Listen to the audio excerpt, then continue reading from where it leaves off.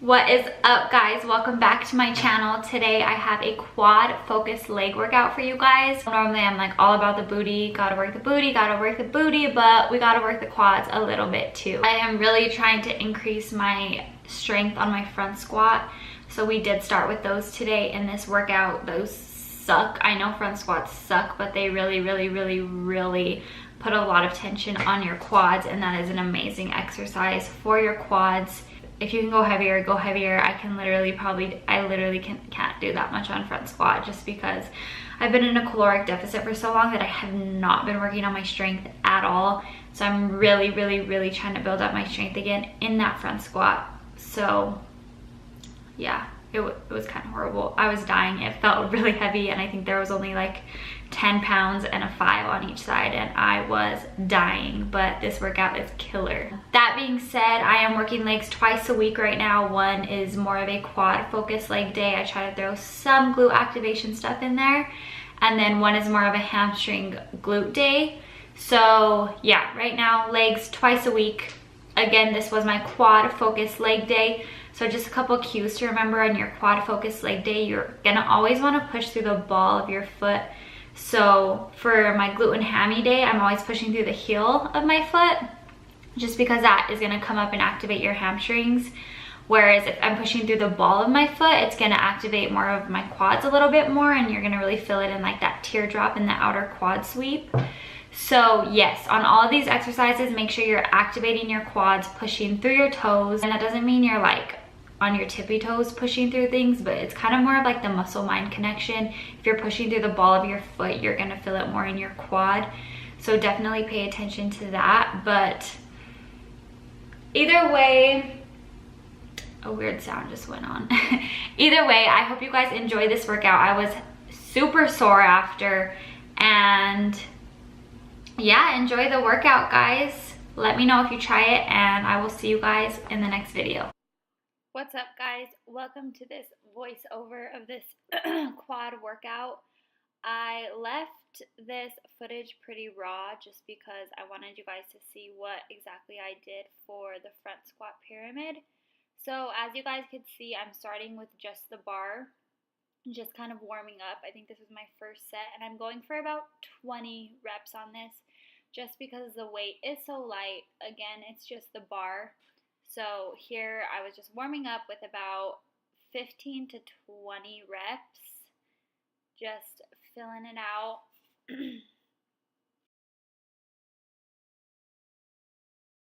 Here we are moving on to my second set, which I added 5 pounds on each side, and I'm going for about 12 to 15 because I did increase the weight. I'm going to decrease the reps that I'm doing.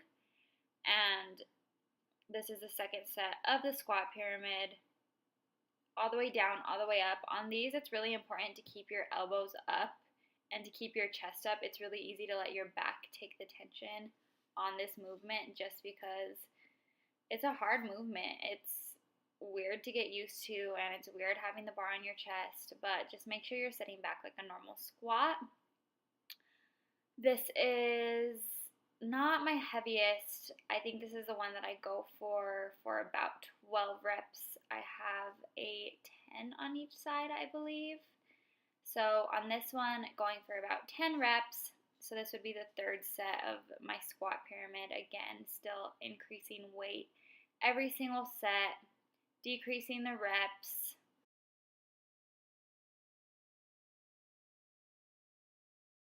Here's my heaviest set. So I have 20 pounds on each side. Again, I'm wearing a belt to protect my back. But these, I'm really focusing on keeping the tension in my quads. If you can see on the way up, I'm not like hyperextending my legs. I'm kind of keeping them slightly bent. That way I'm taking no tension off my quads. That way all the blood is going straight to the quads the entire movement. So this will be, I want to say I did 3 sets at this heavy weight, and then I pyramided back down. So if you guys want to, try to hit at least 3 sets with this heavy weight, because that is what's going to make your quads grow with that progressive overload. and then you'll see me start to pyramid down in weight. So I go back down to the 10, and I am going for 12 reps again. So now I'm going back down the pyramid, so I am decreasing my weight and increasing my reps. Just like I built back up, I am building back down. I was dying at this point.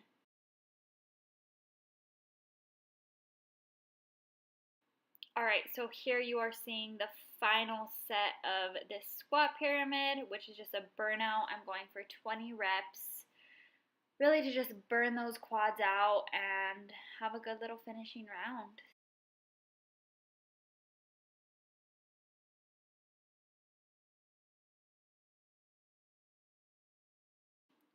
Okay, so we're now moving into the very first superset, which is going to be single leg press superset with some jump squats.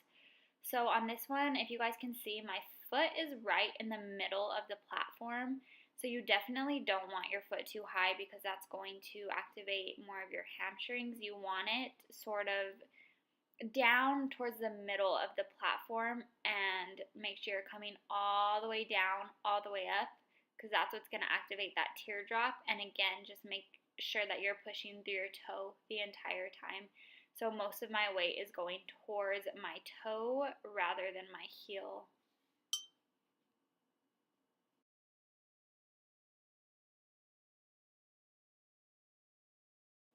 After I completed 12 reps on each leg for that single leg press, I went straight into jump squats with no rest. That is what a superset is. You are going to complete one exercise right after the other with no rest. And let me tell you, I was burning. You can see I'm like stopping, but try to get all 20. And then after you're done with all 20, then you can take a good like 2-minute rest before you start your next set. Alright guys, so this next superset is going to be regular leg press with both legs superset with walking lunges, and this was killer supersetting these two together.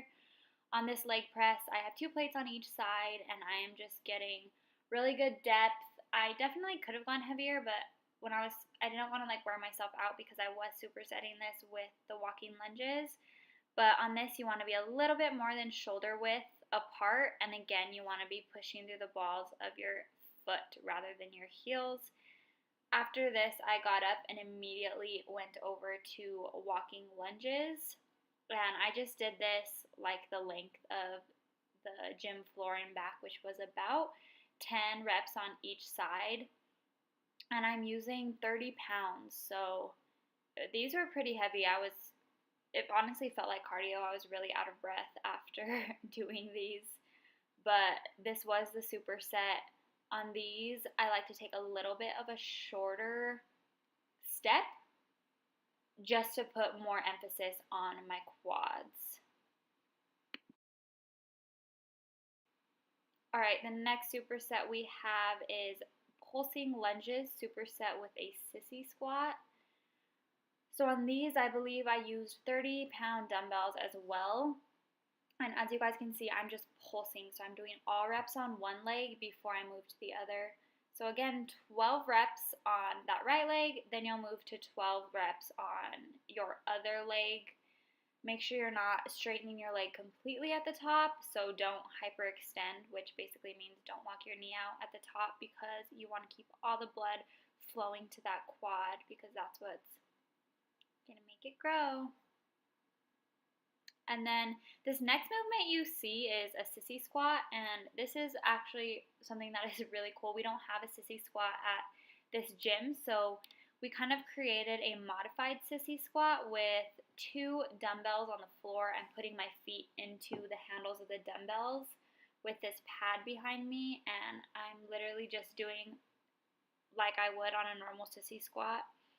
Sitting down and standing up. Normally your gym should have a sissy squat machine like this, but if not, this is a really, really, really good alternative to use for the regular sissy squat, because a lot of gyms actually don't have them. But on these, at the very top of the movement, you want to make sure you're squeezing your quad. So rather than squeezing your glutes really hard at the top, which is what you're gonna want to do, because that's just like a common thing to do, you actually want to squeeze your quads, and this burns so bad. So the final superset that I do are leg extensions, superset with a close stance kettlebell squat. So I'm going about as heavy as I can on this leg extensions to where I can only get about 12 reps. And then I'm dropping it and going straight into what you guys will see in a second are these kettlebell squats. But be careful on these. Try not to really focus on squeezing your quads because you can hurt your knees. Next, we're going into these kettlebell close stance squat. So the key on these guys is to be super close stanced, like almost even more than shoulder width apart. You want to be pushing straight through your toes, and this is one of those movements where you really have to have that muscle-mind connection. Again, see how I'm keeping the tension in my quads? I'm not coming all the way up, but I'm stopping to a good point to where my quads aren't fully extending, so they don't get that rest period if I were to stand all the way up, if that makes sense. So it's kind of almost like a pulse in a way, and the reason I'm doing them front-loaded is because it's putting more tension on my quads. And after this clip, it's done. I hope you guys enjoyed that workout. Try it out. Thank you guys so much for watching. I hope you enjoyed that workout, and I will catch you guys in the next one. Bye, YouTube.